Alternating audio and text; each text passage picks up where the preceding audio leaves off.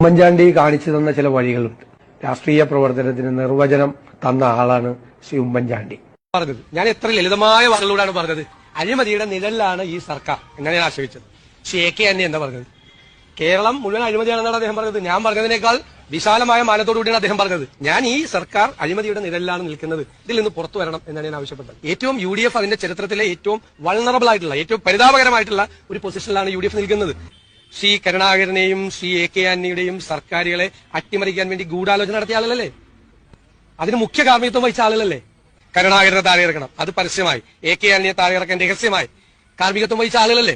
അവർക്കിപ്പോ ഏതെങ്കിലും ഒരു ശബ്ദം, ഒരു ഒച്ചയനക്കം കേൾക്കുമ്പോൾ അയ്യോ ഞങ്ങളെ മാറ്റാൻ വേണ്ടി വരികയാണ് എന്ന പേടിയാണ്. അത് പണ്ട് ചെയ്തതിന്റെ കുറ്റബോധം കൊണ്ട് തോന്നുന്നതാണ്.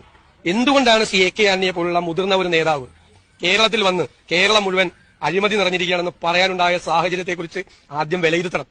ഇവരെല്ലാവരും കൂടി ഇത് തൊലച്ചിട്ട് പോയാലേ ഈ പാർട്ടി ഉണ്ടാവില്ല. ഞാൻ പറഞ്ഞല്ലോ, ഈ പല ഗവൺമെന്റുകളെയും അട്ടിമറിക്കാൻ, പല കോൺഗ്രസ് മുഖ്യമന്ത്രിമാരെയും അട്ടിമറിക്കാൻ കാർമ്മികത്വം വഹിച്ച ആളുകളാണ് ഇവരെല്ലാം.